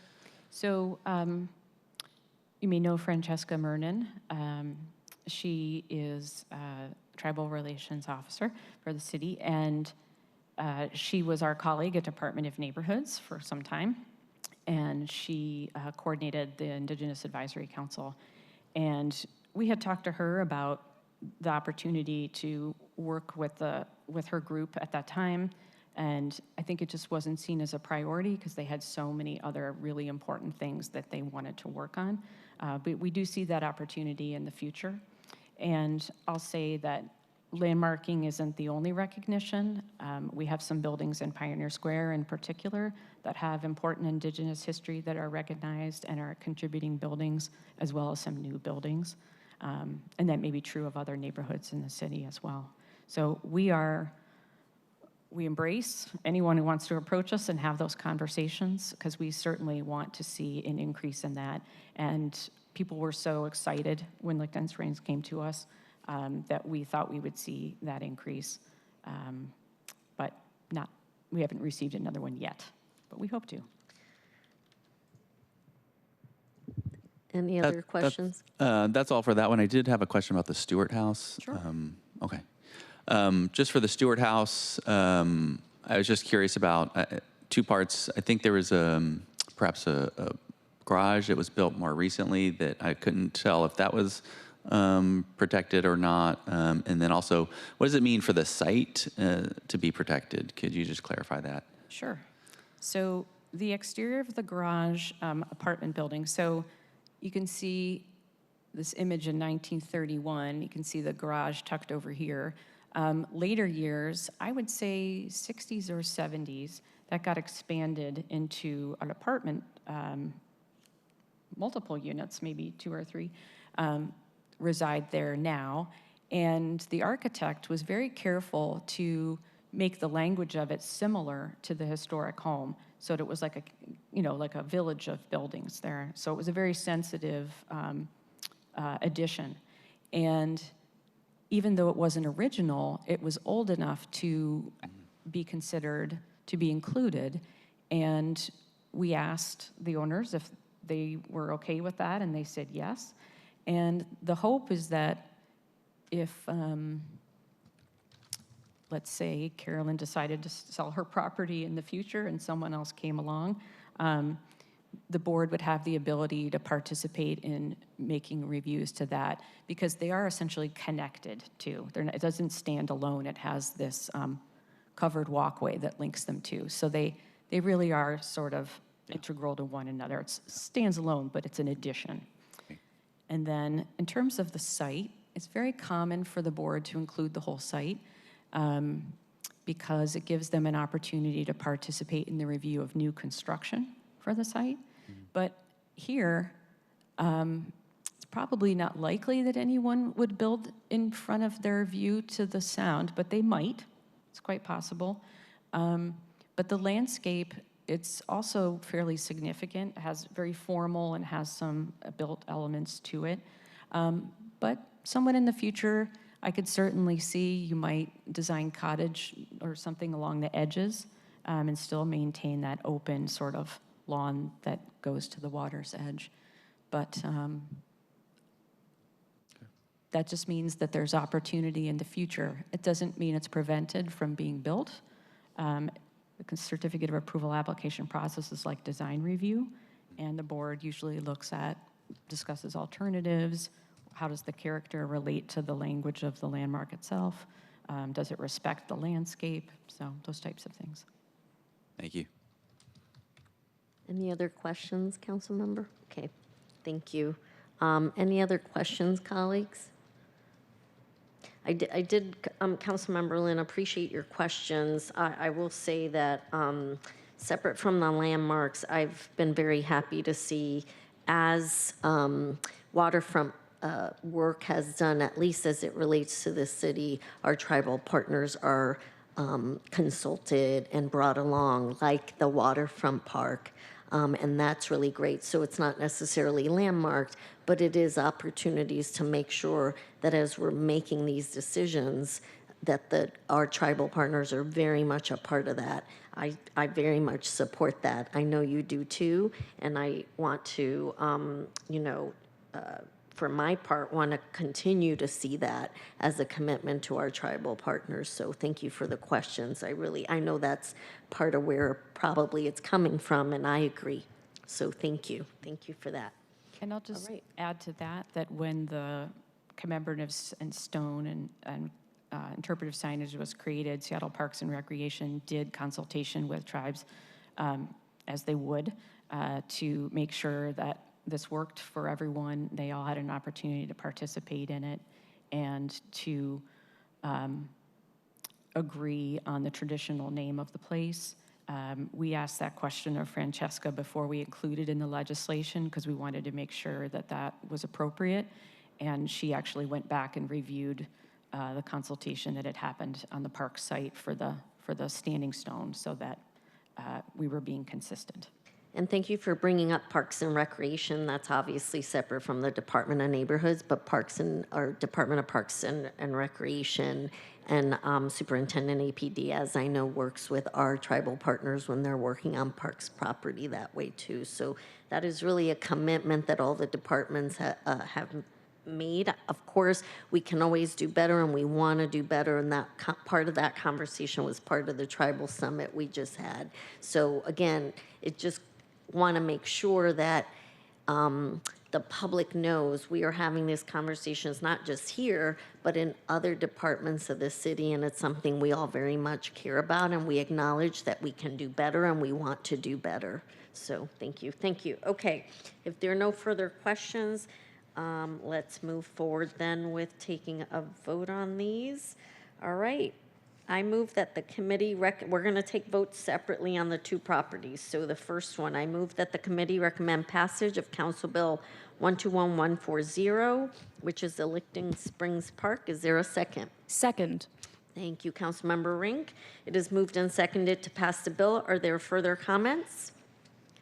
Okay, seeing none, will the clerk please call the roll on the passage of Council Bill 121140? Councilmember Hollingsworth. Yes. Councilmember Lynn. Yes. Vice Chair Ink. Yes. Chair Rivera. Aye. 4 in favor, 0 opposed. The motion carries, and the committee recommendation that the bill pass will be sent to the December 16th City Council meeting. All right, seeing no further questions about these two properties, let's go to the Stewart House nomination. It is moved and seconded to pass Council Bill, before it got seconded. If I move, colleagues, I was not in the right place on my script. I move that the council committee recommend passage of Council Bill 121139, which is the Stewart House. Is there a second? Second. Thank you, Councilmember Rink. It is moved and seconded to pass the bill. Are there any further comments? Seeing none, will the clerk please call the roll on the passage of Council Bill 121139? Councilmember Hollingsworth. Yes. Councilmember Lynn. Abstain. Vice Chair Rink. Yes. Chair Rivera. Aye. 3 in favor, 0 opposed, 1 abstention. The motion carries, and the council bill will be sent to the December 16th City Council meeting. All right, thank you. And thank you, Chair, and thank you, committee members. Thank you. All right. So, colleagues, due to the timing of today's vote, which is after Thursday, the Thursday 1 p.m. rule deadline, I am requesting that we suspend the rules to send today's legislation that we passed, all of the pieces, to the December 16th City Council meeting. If there is no objection, the rules will be suspended to send agenda items 1 through 20 to the December 16th City Council meeting. Hearing no objection, the rules are suspended, and agenda items 1 through 20 will be sent to the December 16th council meeting. Okay, 1 second, colleagues. Okay, sorry, clarification, it's 1 through 23. 1 through 20 were the appointments, and then we have 22 and 23. So it's suspending the rules to send items 1 through 23 to Tuesday's December 16th City Council meeting. Any objections? Seeing none. All right, then we will be sending these to the Tuesday, December 16th full council meeting for a vote. Colleagues, any further questions or comments today? No? Great. Then again, colleagues, I just want to thank you for working together on the Land Committee items throughout the year. And in particular, I want to say a special note of gratitude for all the work around the Families Education Preschool Promise Levy. As you know, that is something that I am so passionate about. You heard Director Chappelle and I talk about it earlier, and I'm just so grateful for all the hard work that went into that. And a lot of our committee meeting went to do that work. So I want to thank you for sticking with me and using some of that committee time to do that work. And I look forward to continuing to work with you on the implementation plan in the beginning of the year. So I am just grateful for your collaboration. I very much enjoy serving with you. All right, this concludes the December 12th, 2025 meeting of the Libraries, Education, and Neighborhoods Committee. I hope you all have a peaceful and restful holiday season, whatever you celebrate, and of course, a peaceful and terrific new year. If there's no further business, this meeting will be adjourned. Hearing no further business, it is 11:30 on the dot, and this meeting is adjourned. Councilmember Lynn, I promised you on time, and we are. Thank you, colleagues.